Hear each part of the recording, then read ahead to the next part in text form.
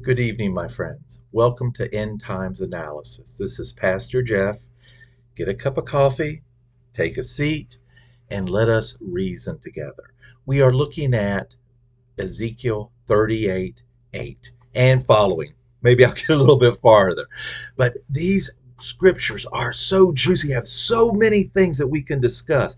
It's actually hard to get a lot of them in.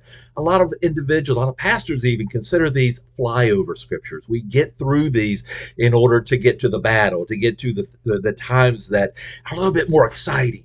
But in order to understand that, you have to understand these. These are the prologue that open up everything. The reason why everything's happening is in what many people consider flyover scriptures. So here we are, Ezekiel 38:8.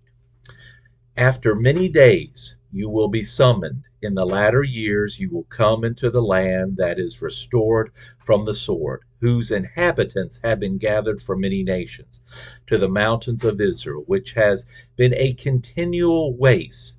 But its people were brought out from the nations, and they are living securely, all of them. Now let's go.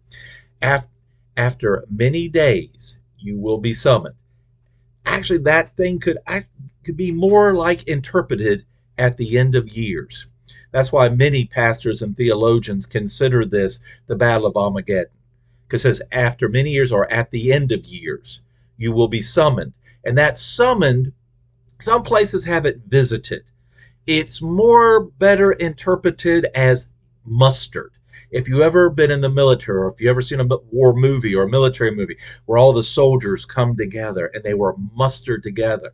And this is a much better, I think, interpretation, considering we're talking about Gog Magog and his confederation or his alliance in the latter years or the last days. Now listen to this, listen to this.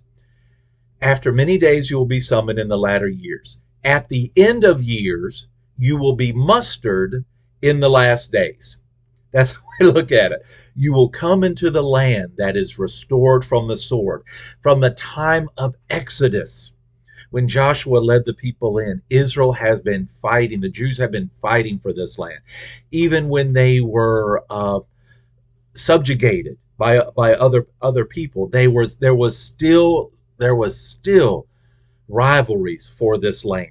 This land has been bought by the sword, been restored from the sword, whose inhabitants have been gathered from many nations, from Europe, from Asia, from Africa, Central South America, America even. Many Jews are leaving America and going back to Israel. And of course, the old Soviet Union or Russia today. There are many Jews coming in from all over the world, been gathered from many nations to the mountain of Israel. We're going to stop here, because this is where the rubber hits the road. This is why we cannot just fly over this. The mountains of Israel. What is God talking about? What is God alluding to? What are things happening? Remember, this is analysis, end times analysis. The mountain of Israel is the West Bank. If you look at a map of Israel, and you look at where the mountains are, yes, there's some in the Negev, and yes, we have the Golan Heights next to Syria. But if you look at the mountains of Israel, when it talks about going up to Jerusalem, the mountains of Israel is the West Bank. Now, how does Gog Magog and his confederation accomplish what you would think cannot be accomplished by the United States, by NATO, by many nations? Listen to this. Listen to see if this would make somewhat sense. Gog Magog Confederation is going down to enforce UN resolutions on a two-state solution, Israel proper and the West Bank as a Palestinian state. And the Confederation, which is mostly Islamic nations, could be defending the Dome of the Rock, could be defending the holy site, the third most holiest site in Islam. Mutual rewards, mutual things that we have in common that supersede what we don't have in common.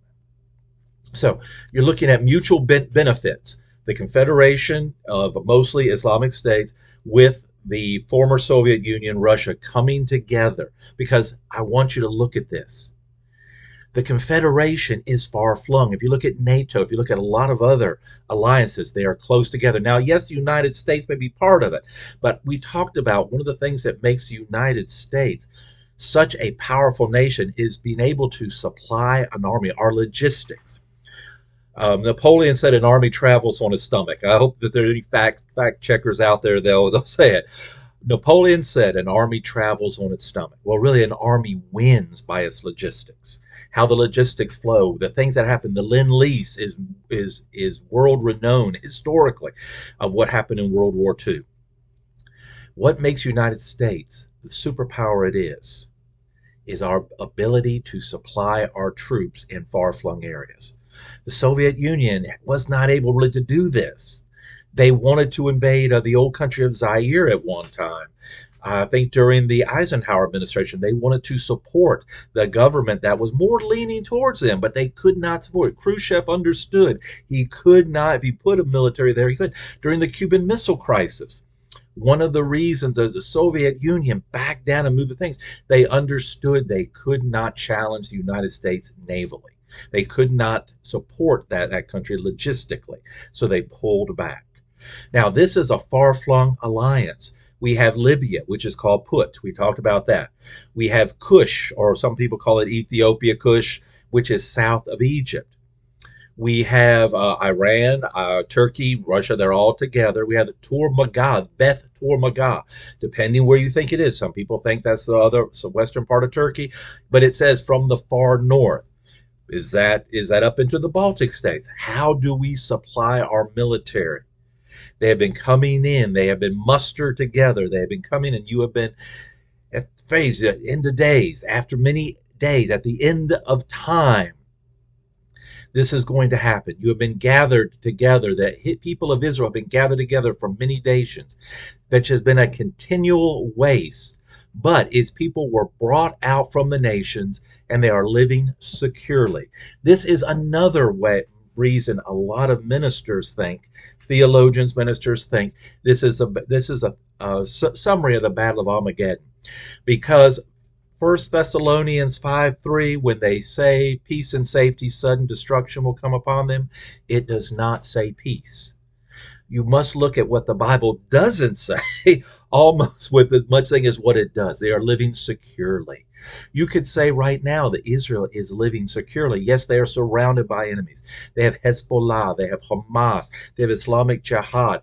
There is a civil war still brewing on in Syria, in their northern thing. There is Lebanon, which is on the verge of many times collapsing. It has collapsed economically, but they are living securely. They are living in this time and in this place.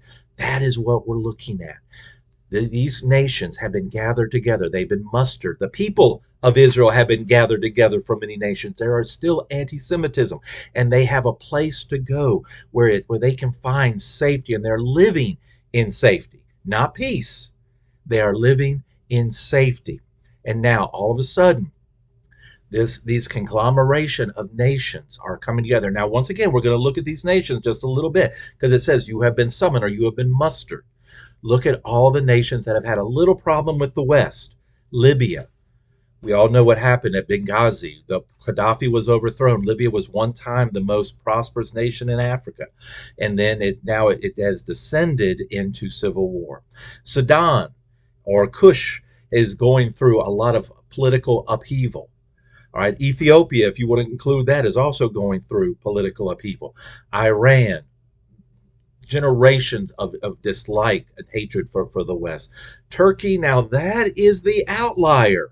Turkey right now is part of NATO, wanting to become part of the UN. Matter of fact, it even held up the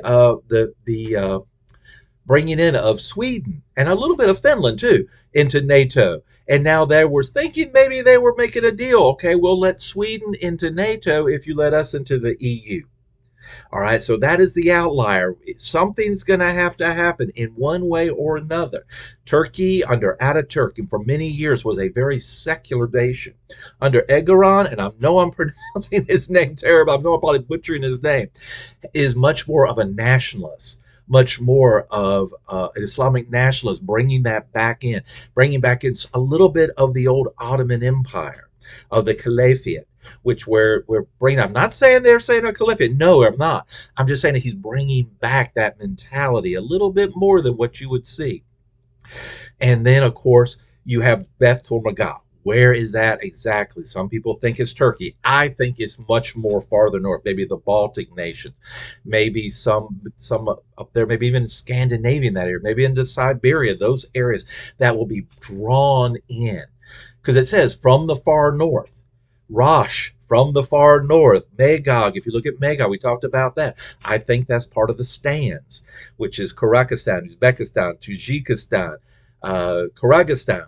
Those areas all are going to come together. A former communist, then put together with a Islamic confederation. I believe they are going to, of course, Russia is going to be coming in saying we are here to establish UN resolutions for a two-state solution. It fits. While the Islamic Confederation says, yes, we're here to start that, but we're also here to make sure the third most holiest site in Islam is protected. Now, we're going to end it right here because I don't want to keep on up. And of course, we can go on all night long. I don't want to do that to you. So if you enjoyed the video, you found it somewhat informative, you found it informative, please hit the subscribe and the like button. And if you want to, put a comment in. Maybe you think Beth Tormaga is someplace else. Maybe you think it's Armenia or Azerbaijan, someplace else. Maybe you think Gomer, what we call Turkey, is someplace else. Now, Josephus, like I've said before, Josephus thought it was there. I'm going to go with Josephus. So, but if you like the video and you found it informative, hit the subscribe and the like button. So, until we meet again, my friends, Maranatha.